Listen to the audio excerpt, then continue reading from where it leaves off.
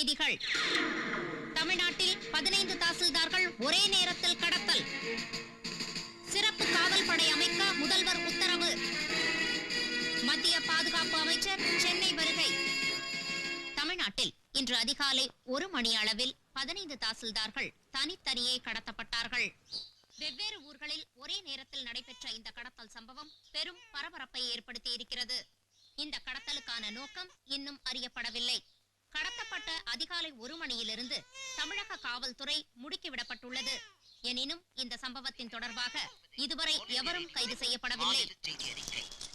தமிழகத்தில் நடைபெற்ற இந்த கடத்தல் சம்பவத்திற்கு பாரத பிரதமர் தம்முடைய வருத்தத்தை தெரிவித்துக் கொண்டிருக்கிறார். இந்த கேரளாவுக்கு வருகை தந்த பிரதமர் அங்கிருந்து இந்த தகவலை வெளியிட்டார். இதை பற்றி தமிழக கூடுதல் போலீஸ் கமிஷனர் திரு சண்முக பாண்டியன் கூறும்போது, காவல்துறை மிகவும் சிறப்பான முறையில் இயங்கிட்டு இருக்கு. இந்த சம்பவத்துக்கு மூல காரணம் யாருங்கிறத இன்னும் 24 மணி நேரத்தில் கண்டுபிடித்து அவங்களை கைது செய்வோம். இது காவல்துறையினருக்கு விடப்பட்ட சவால். சார், ஒரு குட் நியூஸ். என்ன, கடத்தது யாருன்னு தெரிஞ்சு போச்சா? இல்ல சார், கடத்தப்பட்ட தாசில்தாஸ் அத்தனை பேரும் அந்தந்த ஊர்லயே ரிலீஸ் ஆயிட்டு இருக்காங்க. அப்படியா? எப்போ? இப்பதான் சார் கமிஷன் ஆபீஸ்ல இருந்து மெசேஜ் வந்தது. அப்பா, 3 நாளா பயங்கர டென்ஷன். கமிஷனருக்கு ஃபோன் பண்ணு. Yes sir. சிஎம் ரொம்ப ஹாப்பியா இருக்கார், உங்ககிட்ட பேசணுங்கிறார். வாட்? அப்படியா? சரி, மறுபடியும் போன் பண்ணுங்க சார்.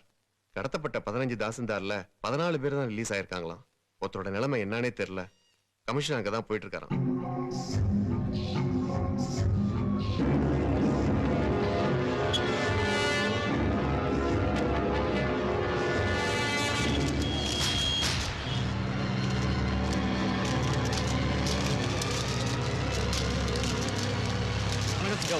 மூணு மணி நேரமா ஒரு டெட் பாடி தொங்கிட்டு இருக்கு. இங்க என்ன இருக்கீங்களா சார்? அவர் தாசில்தார் இப்பதான் சார் தெரிஞ்சது. உடனே உங்களுக்கு தகவல் அனுப்பணும். முதல்ல பாடியா இருக்க ஏற்பாடு பண்ணுங்க.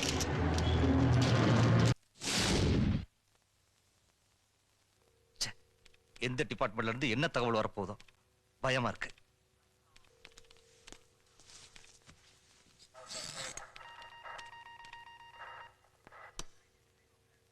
S, control room.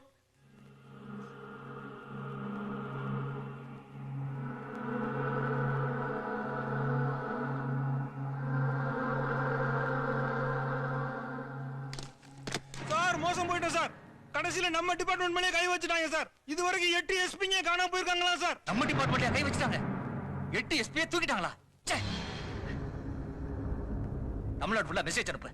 எல்லா போலீஸையும் அந்தந்த ஸ்டேஷன்ல போய் பாதுகாப்பா இருக்க சொல்லு. மானம் போதியா? யாரும் பயப்பட வேண்டாம். இந்த நிமிஷம் வரைக்கும் எதுவும் நடக்கல. காவல்துறை உங்களுக்கு துணையா இருக்கும். இந்த தடவை அவங்களை எப்படி நாங்க பிடிச்சிருவோம். எங்க கிட்ட இருந்து அவங்க தப்பிக்கவே முடியாது. அவங்க காவல்துறையை தப்பா இட போட்டிருக்கிறாங்க.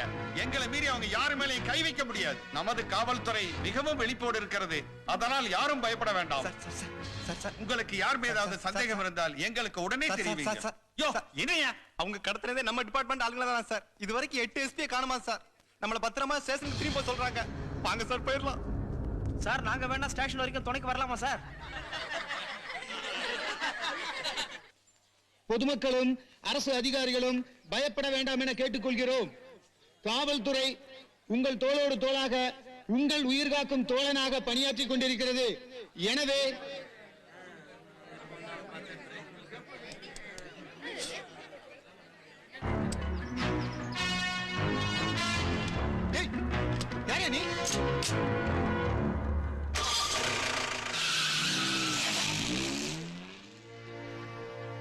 ஒரு நாட்டோட முதலமைச்சருக்கோ பிரதமருக்கோ பொதுமக்களை அடிக்கிற உரிமை கிடையாது.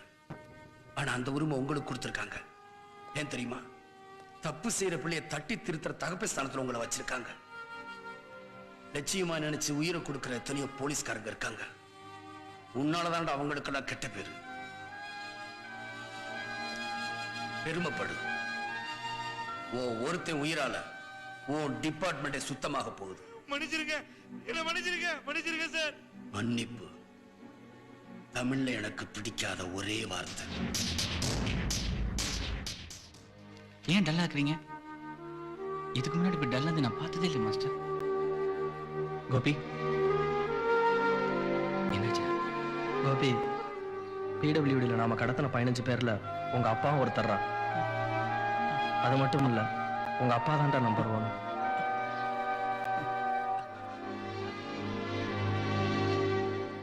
இப்ப என்ன மாஸ்டர் செய்ய போறீங்க? கோபி, மன்னிப்புங்கிற விஷயம்தான் தப்போட ஆரம்பமா இருக்கு. இந்த தடவை நாம மன்னிச்சா எங்க அப்பாவை மன்னிச்சு விட்டலாம் நீங்க சொல்லியிருந்தாதான் நான் உங்களை தப்பா நினைச்சிருப்பேன். பரவாயில்ல மாஸ்டர். தாசில்தார், போலீஸ் எஸ்பி இவங்கெல்லாம் கூட செத்தாங்க. அவங்களுக்கும் என்ன மாதிரி ஒரு பையன் இருந்திருக்கலாம்ல.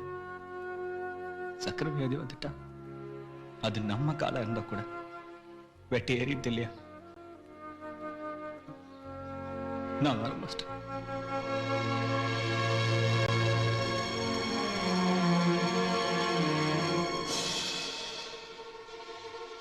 மாஸ்டர்,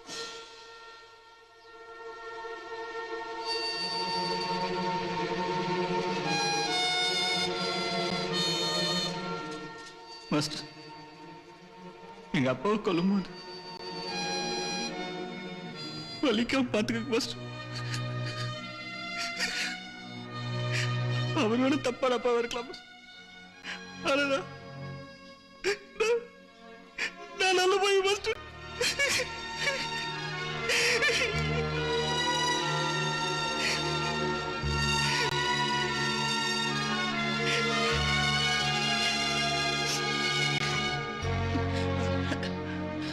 உன்னை நினைச்சா எனக்கு பெருமையா இருக்குடா. காலேஜ் பசங்கனா பொண்ணுங்க பின்னாடி சுத்துவாங்கன்னு எல்லாரும் நினைச்சுக்கிட்டு இருக்காங்க. இந்த நாட்டோட தலையெழுத்திய மாத்திர சக்தி ஸ்டூடெண்ட்ஸுக்கு மட்டும்தான் இருக்கு. இந்த செட்லயே 2 கிளவர் வந்துருச்சு. இது ஒரு ஸ்டோன். இந்த காடா என்ன சத்யா?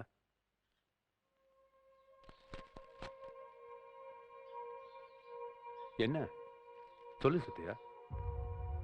ஒன்றும் இல்லை சார், நான் மேலே இருக்கேன்.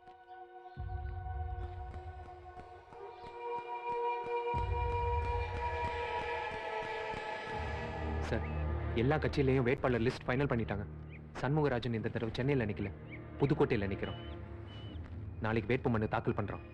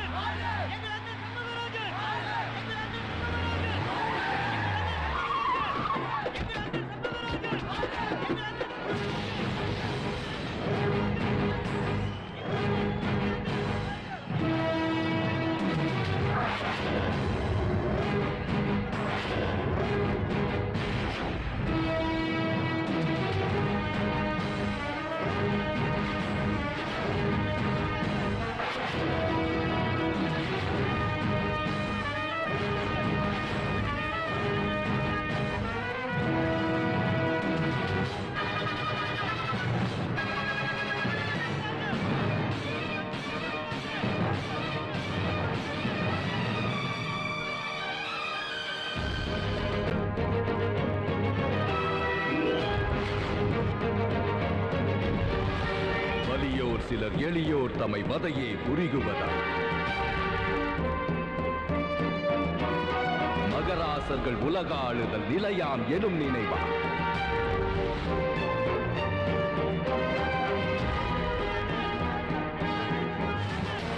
உதவாதினி ஒரு தாமதம் உடனே விழி தமிழா உதவாதினி ஒரு தாமதம் உடனே விழி தமிழா உதவாதினி ஒரு தாமதம் உடனே விழி தமிழா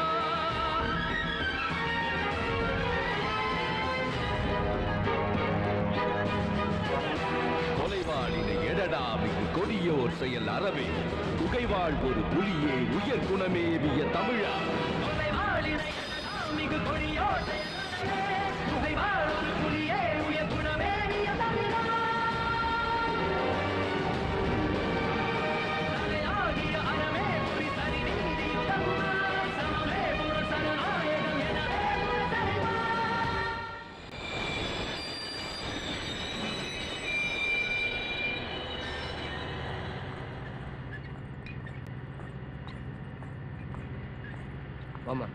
வரேன் சார்.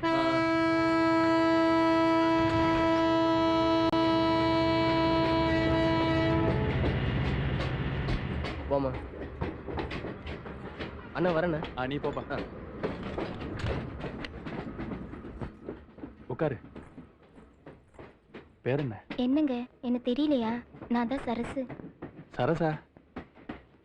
எந்த சரசு? அதான் 4 வருஷம் முன்னாடி சேலம் ட்ரெயின்ல வந்தேன்ல. ஓ அவளா நீ? பாவாடை தாவணியில் பார்த்த உருவமாயுது. உங்களுக்கு என்ன, நாளுக்கு ஒரு ட்ரெயின், பொழுதுக்கு ஒரு பொம்பளை, என்னையெல்லாம் உங்களுக்கு ஞாபகம் இருக்குமா? சும்மா வளவலன்னு பேசிக்கிட்டு.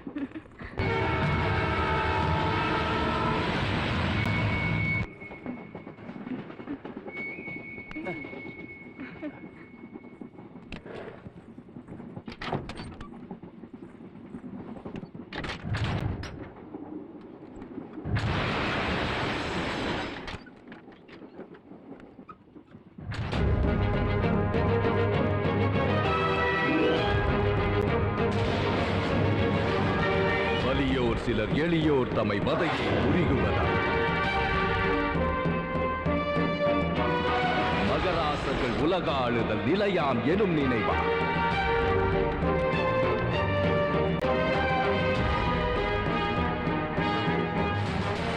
உதவாதினி ஒரு தாமதம் உடனே விழி தமிழா உதவாதினி ஒரு தாமதம் உடனே விழி தமிழா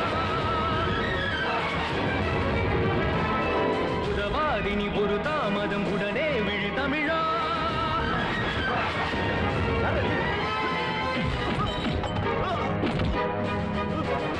கொலைவாளினை எடடா மிகு கொடியோர் செயல் அறவே புகைவாள் ஒரு புலியின் உயர் குணமேவிய தமிழா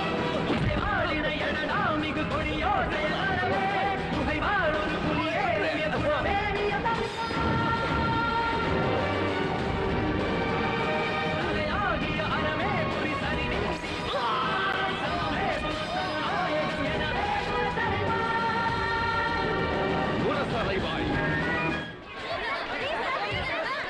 மொத்த வேட்பாளர்கள் 1872 பேர் சார். சுயேட்சையில் நீக்கிட்டு பார்த்தோம்னா கட்சிக்காரங்க 852 பேர் தான். இதுல 610 பேர் வாபஸ் வாங்கிட்டாங்க. கும்மிடிப்பூண்டி, குடியாத்தம் தொகுதிகளில் சுயேட்சை உட்பட எல்லாருமே வாபஸ் வாங்கிட்டாங்க சார். சோ இப்போ என்ன பண்ணலாங்கிறீங்க? எலெக்ஷனை தள்ளி வச்சிடலாம் சார். ஏற்கனவே பீகார்ல 2 தடவையும் யூபியில ஒரு தடவையும் சட்டம் ஒழுங்கு சரியில்லைன்னு சொல்லி தேர்தலை தள்ளி வச்சிருக்காங்க. நாமளும் அதே காரணமா கட்டிடலாமே. ஆமா சார், இது வரைக்கும் நடந்த தவறுகளுக்கு போலீஸ் பொறுப்பேற்றுக்கும். ஆனா தேர்தல் அன்னைக்கு ஏதாவது நடந்துச்சுன்னா அது நம்ம தலையில தான் விடும். வணக்கம். தமிழக சட்டமன்றத்திற்கான தேர்தல் ஒத்திவைக்கப்பட்டுள்ளது. தமிழகத்தில் நடைபெற்ற தொடர் கொலைகளால் 600க்கும் மேற்பட்ட வேட்பாளர்கள் தேர்தலில் இருந்து வாபஸ் வாங்கியிருக்கிறார்கள். சட்டம் ஒழுங்கு காரணங்களால் தேர்தல் தற்காலிகமாக தள்ளி வைக்கப்பட்டுள்ளது. 23 தடவை டிரான்ஸ்பர் ஆனது. 2 வருஷம் கட்டாய காத்திருப்புல இருந்தது. நல்லது எதுவுமே செய்ய முடியலன்னு மனசு வெறுத்து சர்வீஸை குவிட் பண்ணது. அதுக்கப்புறம் ப்ரொஃபஸரா 10 வருஷம் இருந்தது. 5 வருஷத்துக்கு முன்னாடியே விஆர்எஸ் வாங்கி சொந்த ஊருக்கு வந்து செட்டில் ஆனது. உங்க ஸ்டூடெண்ட் சத்தியமூர்த்தி ஊர் ஊரா போய் வேட்பாளர்களை கொலை பண்ணது, அவனுக்கு நீங்க அடைக்கலம் தந்தது எல்லாமே தெரியும். எல்லாம் தெரிஞ்ச மாதிரி பேசிக்கிட்டே இருப்பேன்னா, எல்லாம் தெரிஞ்சிருந்தோம் நான் உங்களை காதலிக்கிறது வரையும் எல்லாம் தெரிஞ்சிருந்தோம் எதுவுமே தெரியாத மாதிரி இருப்பீங்க நீங்க. we are totally opposite Sathya. அதனாலே எனக்கு உங்களை ரொம்ப பிடிச்சிருக்கு. சரி, இப்போ நீங்க சொன்னதெல்லாம் இல்லை நைட்டா? அப்போ என்ன பிடிக்குமா? சர்வீஸ்ல இருந்த ஆளு ப்ரொஃபஸரா வேற இருந்திருக்கீங்க. ஒரு கொலைகாரனை கூடவே தங்க வச்சிருக்கீங்களே, உங்களுக்கு வெக்கமா இல்ல? இல்ல, நான் ஏன் வைக்கப்படணும்? 24 வயசுல ஒரு பையனை கொலைகாரனாக்குன இந்த சமூகம் வைக்கப்படணும். ஊர் ஊரா போய் கொலை பண்ண காரணமா இருந்த அரசியல்வாதிகள் வைக்கப்படணும். அவனுக்கு பயந்து தேர்தலே நிறுத்தி வச்சிருக்காங்களே இந்த அரசாங்கம், அவங்க வைக்கப்படணும்.